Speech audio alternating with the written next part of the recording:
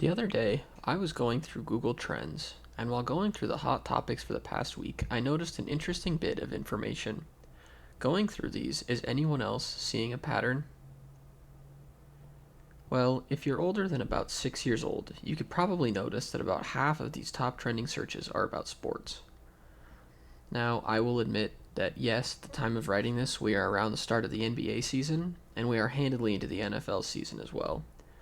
But still, I couldn't help but be a little shocked that the most searched genre of content right now is sports. With how many other more important things are going on in the world currently, is sports really the number one thing on people's minds? I will also admit that as of the recording of this video, news has just recently broke about the illegal betting and gambling circles within the NBA, which is crazy, by the way. Anyway, that does add to it. But with everything else that's crazy going on in the US, and the world even, Google's most searched items are basically just football, basketball, and baseball games. As I started thinking more about this, a few potential reasons dawned on me. Firstly, I realized that I actually contribute to this statistic as well. There are many times when I am too lazy or too busy to pull up the game on my phone and just watch it live. When this is the case, the best way to get the score is to just look up the teams that are playing, like Heat versus Lakers, for example, and Google pulls up a little animation with the time left in the game and the score. By extension, this explains the second reason as well. I would imagine that some people do not want to pay for ESPN Plus because who wants to pay for yet another streaming service? And instead, just like to watch the highlight reel and then just look at the score live the same way I mentioned previously. These possible explanations work, but I think they are just a side effect of what I really want to explore in this video, which is why do humans love sports so much, and why do we get so emotional over the teams we root for? As far as we know, sports have been around for literally thousands of years. Wrestling and running are widely considered to be the oldest recorded sports, with evidence going back about 15,000 years. Cave paintings in France have been dated to be roughly 15,300 years old, and they depict what appears to be some kind of sprinting competition.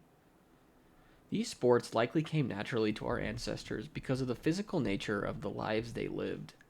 Now, this is just speculation, but I would imagine that early sports had a few driving forces around them. First, I think they were probably a good way to show who in the group was the strongest or the fastest. I'm no historian or anthropologist, but my understanding of animals is that, of the ones who live in groups, there is typically one animal that is the dominant and leading animal.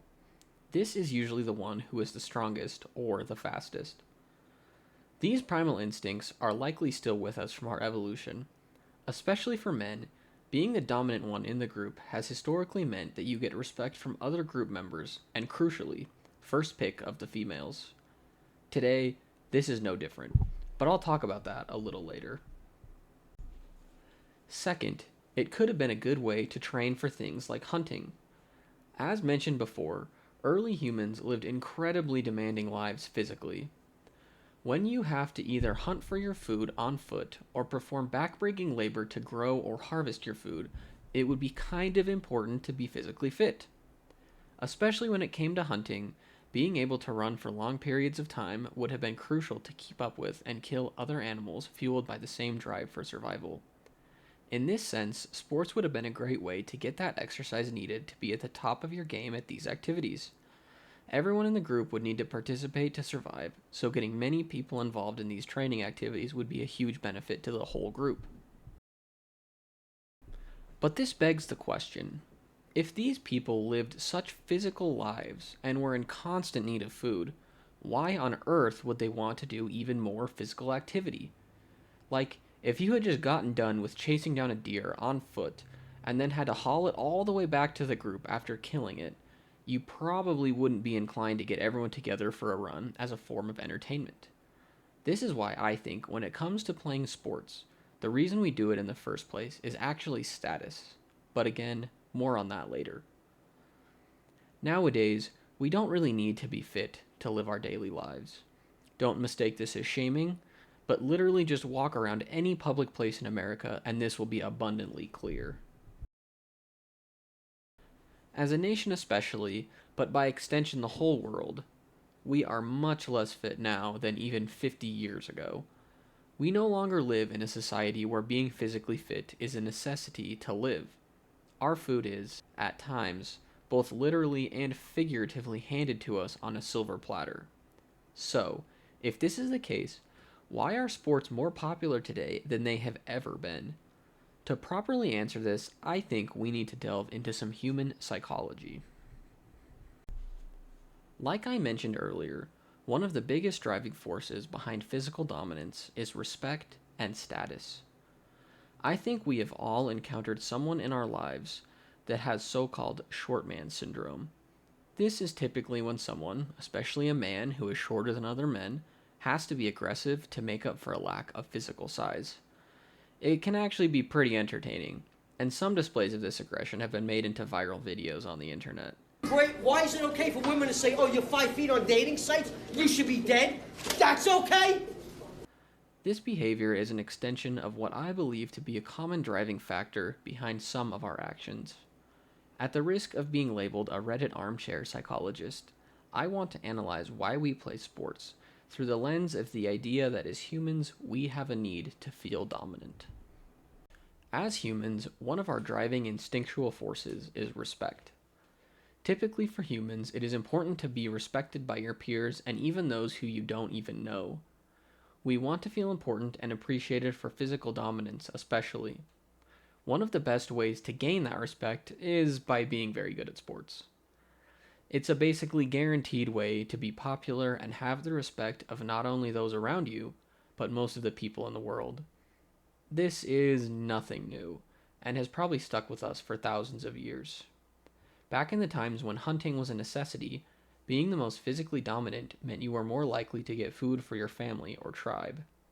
This ensured survival, and if you were good enough, created time for leisure activities. But I think there is one critical piece that is missing. Being the most dominant animal in your tribe or group means that not only do you get respect, you get a higher chance to mate with the top animal of the opposite sex in your group. If there is one thing that drives humans as much as the need for food, it is the desire for sex. Thinking from a standpoint of primal instincts, this makes a lot of sense. Getting first pick of the best mate would increase your chances of creating offspring. This is one of the main factors behind much of what we do. As of right now, and most likely for a long time going forward, top athletes are and will be highly respected and are usually seen as having the best chance to be in relationships with other popular individuals. I mean, just look at Travis Kelce and Taylor Swift. They are already two of the most well known individuals in the world at this point, and they continue to make headlines simply because of their relationship. So far, I feel like I have explored some plausible reasons behind why sports are around and why people play them. But in writing this, I realized I have actually strayed from the real inspiration behind this video, which is why are sports so popular? Playing sports and watching sports are completely separate hobbies and have different reasons behind them. I mean, after all, it's not Travis Kelce or LeBron James Googling Chiefs versus Eagles or Heat versus Lakers in the middle of the game that they are playing. Aside from being searched quite a lot by the general public, sports are also one of the most watched forms of content on the internet. Sports in general is estimated to bring in up to 1.4 trillion with a T dollars, with sports media taking up about 60 billion of that. Again, after hearing about this, I had to just marvel at those numbers. Today, we think of TikTok as one of the largest platforms for media, and for comparison, their revenue in 2024 was only 23 billion. I think this just goes to show how absolutely massive the sports media empire truly is. But just to nail this point home, let's look at a list of the most viewed live broadcasts ever. For the eagle-eyed viewers, you might have been able to see that 3 of the top 15 are sporting events.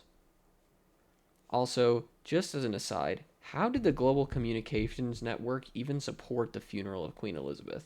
There's no way that this is 4.1 billion concurrent viewers, but still 4.1 billion views is a mind-boggling number in and of itself. As someone who works in IT, this is fascinating to me, but I think that's going to have to be a topic for a separate video. From my perspective, I see a few reasons why sports are so watched and media around sports is consumed on this scale. First and foremost, sports are something just about anyone can get into and watch. At least for my family, the Super Bowl isn't just a football game, it's a whole event. We get everyone together and all hang out and watch the game. While it is usually only a few of us that are interested in the game itself, we are all there and are engaged to some degree. This seems to be a norm for many people in America. Even as a child, I remember being excited to watch the Super Bowl. I would be anxious all day to turn the game on. Basically, any person in any age group or cross section of society can be entertained by sports. While this certainly contributes to why sports are so popular to watch, there is a reason that I think is even more impactful. The thing that I really want to focus on for this is that sports bring a sense of community. As I have been talking about, humans are hardwired for living in tribes or groups. As discussed earlier, these tribal instincts drive much of our behavior. For a lot of human history, being part of a tribe meant and still means today a higher chance of survival. These tribes shared experiences, both positive and negative. They fought with other rival tribes and worked together. These tribes brought a sense of community for those in them. Being a sports fan brings this tribalistic instinct into the modern day. No matter what sports team you root for, you are inherently part of a group of people with similar interests. Individuals from these groups are from all walks of life and have a variety of lived experiences, but they are all brought together and have a sense of unity because of the shared experiences with their team. The power of this community is probably much more powerful than most of us imagine. I recently watched a Vince Vintage video about a man who stole an enormous sum of money from the bank he worked at. To keep the story brief, his partner in crime, so to speak, eventually decided to get rid of him and accidentally hired a man to kill him who just so happened to be a fan of the same football team. This man's life was literally saved because he was a Steelers fan. That is likely a statement that will never be uttered again, but still, it is amazing how two people who were from different countries and had completely separate lives came together and became friends simply because they rooted for the same team. I would recommend you go and watch the video for yourself because he's a great content creator and it might bring this more into context. As children, we are often brought into these groups by no choice of our own. My father grew up in the 80s and 90s, and if you know anything about the NFL, you know that the Cowboys were dubbed America's team and were very popular in those days. Because of this, he is a huge Cowboys fan. I guess it also didn't help that he was born in Texas as well. Because I was born into his household, I have been a Cowboys fan by default for my whole life. I don't watch sports that often because of how busy my life has gotten, but a part of me will always be a Cowboys fan even if I don't watch them. Nowadays, the Cowboys don't garner the same respect they did back then, but despite this, my father still watches the Cowboys every week that they play. Why do we continue to be fans of a team and stick to that? For something as low stakes as being a sports fan, why do we stick by our teams even when they are not good? After all, it would be very easy to switch. There really isn't anything holding us back from doing this and suddenly becoming a fan of the team that is the best. All you really have to do is just buy a shirt with a different logo and boom, you are now a fan of some other team. To answer this question, I decided to ask my father himself. When asked why he is still a Cowboys fan, my father responded, "Because they are my team, and I'm dedicated to being a fan of them." And then I asked if he was a fan of Dak Prescott. His response was again, "I am mildly a fan of Dak, if for no other reason than I want the team to be good, and he needs to be good for the team to be successful." Dak Prescott is objectively not an amazing QB. Despite being the highest paid quarterback in the league, Dak Prescott has struggled to be consistently good. This dedication my father talked about was intriguing to me. How could someone be dedicated to something that they don't even really work for? My father doesn't influence the outcome of games, nor is he directly involved with the team in any way. The more I stewed on this idea of dedication, I kept coming back to this idea of community again. When you are a fan of a team, you experience the glory of victories and also the pain of the defeats. This range of emotions is shared between every person who is a part of that group. This shared joy and pain tends to bring people together, and it turns out it is a really good way for people to bond. I also realized that, as a fan, you don't actually influence the games at all, but you still participate in the group. When you meet another fan, you share that experience and have an instant connection over that. You can likely chat about games and discuss stats. Even beyond this, you probably go to bat for your team. When someone presses you about your team being bad, you get to sit there and tell them why your team is good and why you think their team is trash. The more I thought about this, the more I realized that this is actually extremely entertaining to do. Even though I am not a huge sports fan, I do the same thing with my coworkers. We talk smack, and I'll get a good kick out of discussing games on Monday mornings. These experiences tie us even more to our community. They serve to bring us together, whether we know it or not. If you meet a random stranger that is a fan of the same team as you, I bet you could both exchange stories about your favorite victory or which defeat you find the most frustrating. This sense of group unity, I believe, is a huge part of why sports are so popular. In a society where people are becoming increasingly distant from one another, this is one aspect of life where people continue to stay close to each other, based off of nothing but a shared interest. The best part about being a sports fan really is the community around you. Communities that surround other forms of entertainment tend not to be as close-knit. For things like music artists and content creators, it is easy to be a fan. You typically do not experience pain by being a fan. You usually don't get harassed by others for enjoying what they do. For sports fans, this is the name of the game for most of us. People are constantly bantering online and in person about who is the best and who is going to win the championship. Other fandoms simply don't offer that opposition from within to really bring people close together. Looking back on everything I've discussed in this video, it is interesting to me how much of it revolves around our human nature to be part of groups. Much of this video has been based on what I feel like to be the case from the people I know who are very into sports, so some of my conclusions could certainly be off the mark. But it really does seem like much of how we live our lives is based on a somewhat tribalistic instinct. We hear it everywhere in science shows that humans are naturally social creatures. But I feel like I've heard this so much that I forgot how true it actually is. Humans truly are adapted to live within groups and have interactions with other people. From sports to average everyday living, we are designed to be better when we are part of something bigger than ourselves.